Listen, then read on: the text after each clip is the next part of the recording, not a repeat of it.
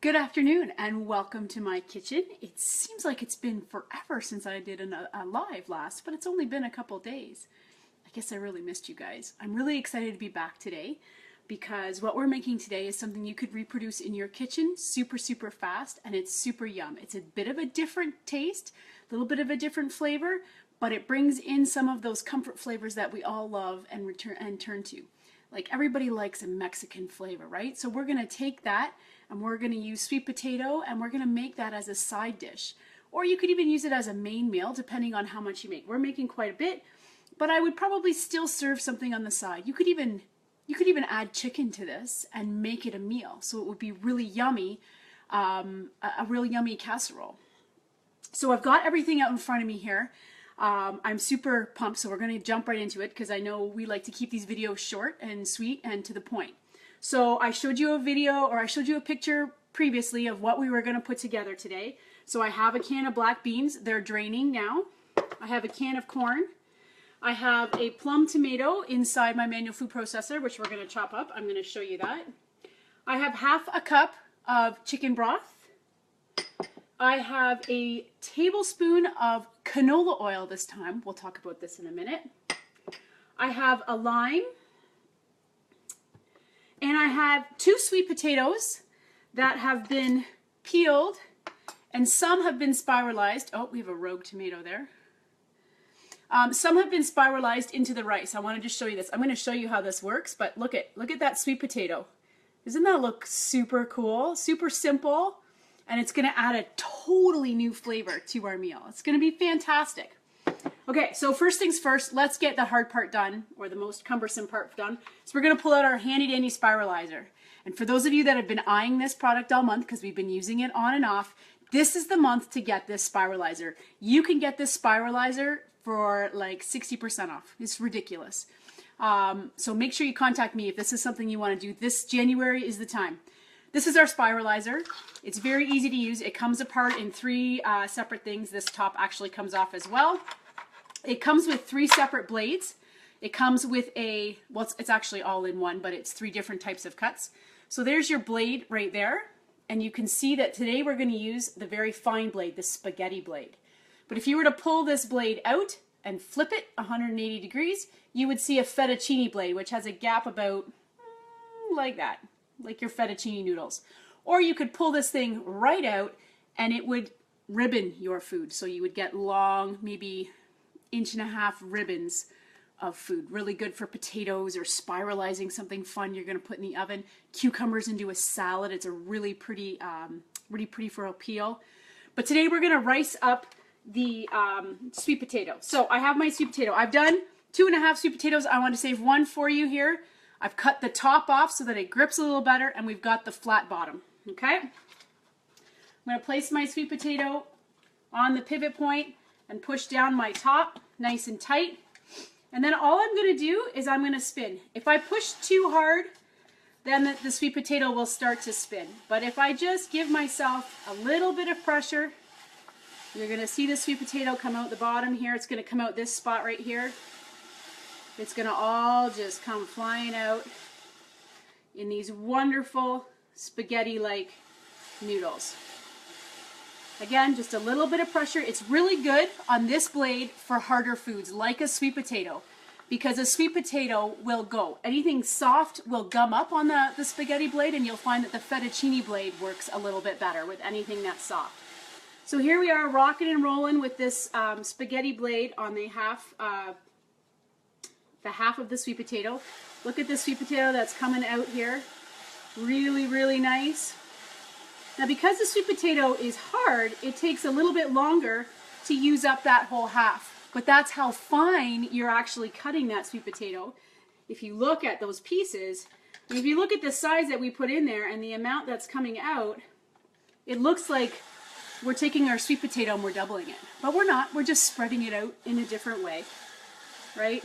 All physics, just different ways of laying it out. Okay, we just keep pulling it out so it doesn't get caught up in the bottom. And we're going to go down until it starts to spin no more, kind of like it's not cutting anymore. You can hear it still slicing. It's going really, really well. This is a great thing too. Your kids could operate this because it doesn't require a lot of pressure. So you could keep them busy for a little bit while they're spinning, and they get appealed by the coolness of what's coming out the bottom. And it's fantastic. Really quick, really simple. And see, now you don't even hear the cutting anymore. So we're at the bottom, and then there's a really small little piece that you have left over. You can always take your chopper or finely slice that with your knife to add that into your food. It's really, really fun. So now we have all of this sweet potato.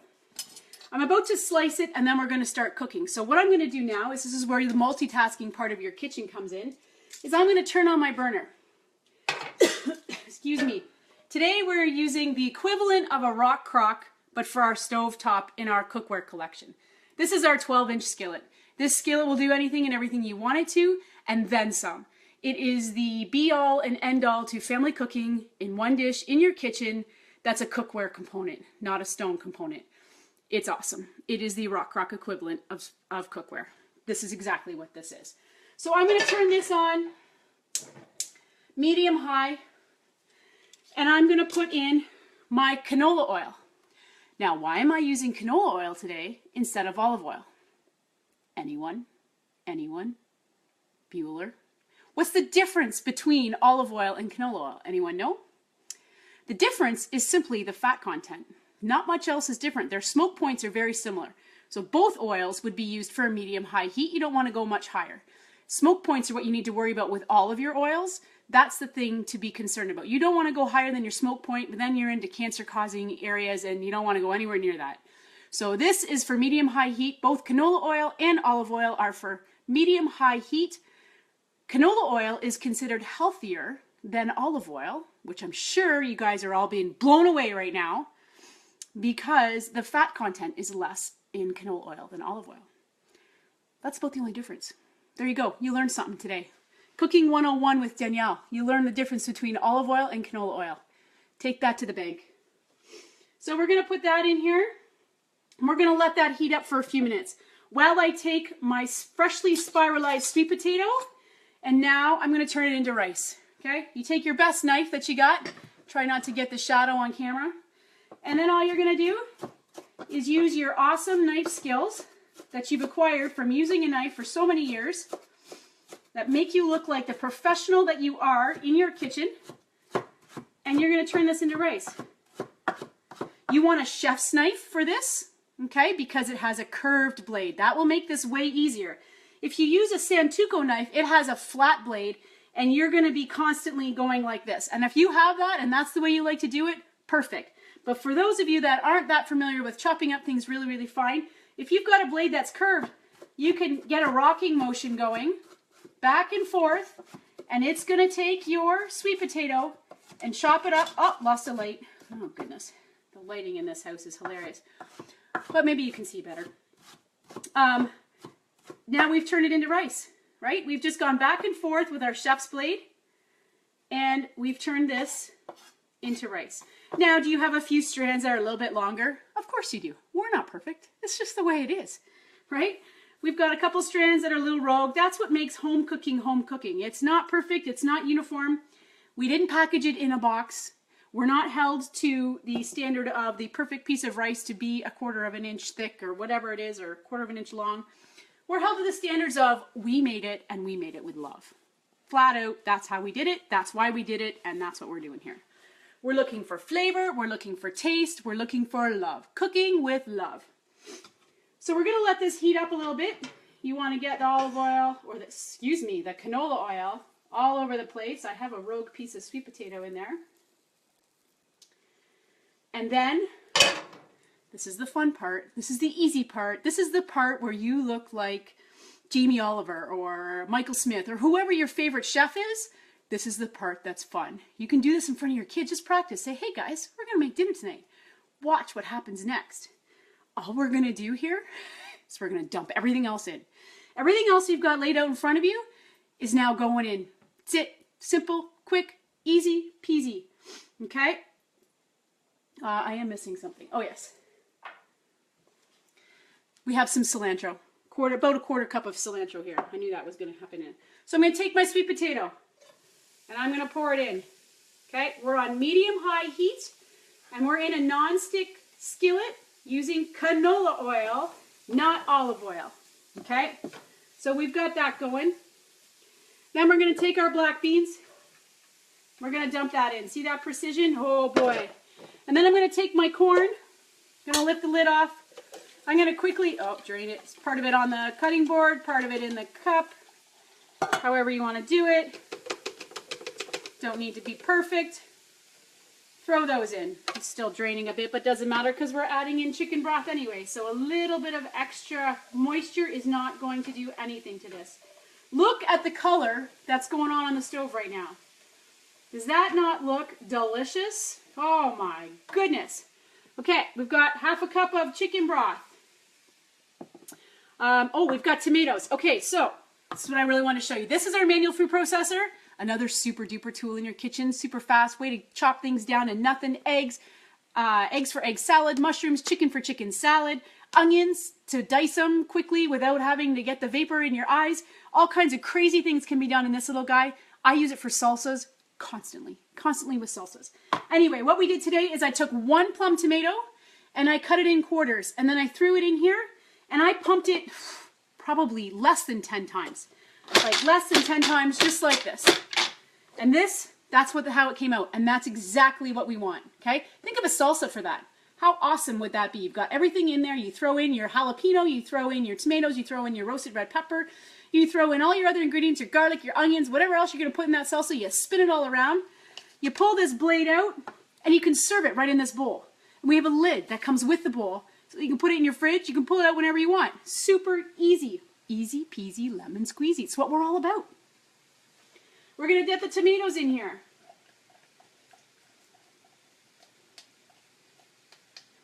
And away we go. Again, we're at medium-high heat. That's it. Really all we want to do here is blend the flavors and cook the sweet potato. That's the objective. I'm going to put the cover on. Okay? Get rid of a few things so we've got some room to breathe here. And then what I'm going to do is I'm going to prepare my cilantro and my lime. Cilantro or any herb you need to slice up is really easy in a small prep bowl like this. This is a 1 cup prep bowl. Depending on how much you're chopping. If you're chopping less than a cup, you use a 1 cup. If you're chopping a cup and something, you're going to use a 2 to 3 cup. But basically what you're going to do is you're going to take your cilantro and you're going to take your spring back kitchen shears. See that spring right there? That spring goes, every time I release, it opens. Awesome. And I'm just going to do this. Easiest way to cut herbs you've ever come across. Contained, everything is there, it's quick, it's simple. Look at how awesome that is. Lots of aha moments today in the kitchen. I'm in an aha mood. How does that sound? Okay, so cilantro's ready, right? We're going to throw that in a second. We're going to get our lime sliced up here. Another awesome tool in your kitchen is the citrus press. Those of you that like lemon every morning, this is for you. Now, we're going to dump the cilantro in at the same time as the lime, so I'm just going to squeeze the lime into the cilantro. We're going to mix it early. I don't know if that makes any difference. So we're going to put that in there, 1/2 of a lime. Now, this is a taste thing. I'm going to do 1/2, and then we'll continue to taste it. If I feel I need some more lime, I'll do the other half. It's completely up to you, what you prefer to do, but I'm just going to do the 1/2 in here for now. All right, so we're going to let that sit for a few minutes. Basically, I'm going to give it another 3 minutes in there. We can give it a stir around to see how we're doing. But because the sweet potato is so fine, it's going to cook that much faster. So 3 to 5 minutes is all you really need on the skillet that's already heated. 3 to 5 minutes. Did you hear that? I work on less than 30 minutes. This is 3 to 5. 3 to 5, just in case you missed it. So, this is awesome, okay? We're working away. This is almost done. I'm going to give it 2 more minutes. Then I'm going to simply add this and serve it. What am I going to serve it with? I'm going to serve it with some sour cream on the side. I'm going to play around with it and see what else we've got in our kitchen. If you have some leftover chicken, like I mentioned earlier, you could toss that in. It would be really, really good. All kinds of great things you can accompany this. If it's your Mexican night at home and you've got tacos on the side, go nuts. That would be really, really good too. There's all kinds of really cool flavors and things you can add. It's your kitchen. It's your meal. Pull that little bit of you into your meals, and then they're yours. They're your recipes. They're your meals that your kids are going to take to their kids, right? Oh, my mom used to make this, and I loved it when she made this. It was really, really good. The key is having the right tools, be ready with your food, and know what you're doing. Meal planning, the right tools in your kitchen, which I can help you with. If that's where you want to go, please contact me. And getting it all prepped out. Prep it out ahead of time. Make yourself look like the professional chef that you are. Because everybody knows how to do it. Everybody's got to eat. Everybody's got experience in the kitchen. We all know it. We all do it. You just got to lay your food out in front of you and then go for it, right? How easy it was today to dump everything into that pot. It felt awesome. 3 to 5 minutes. That's it. Done. We're over. Dinner's ready. Go eat. We'll see you tomorrow.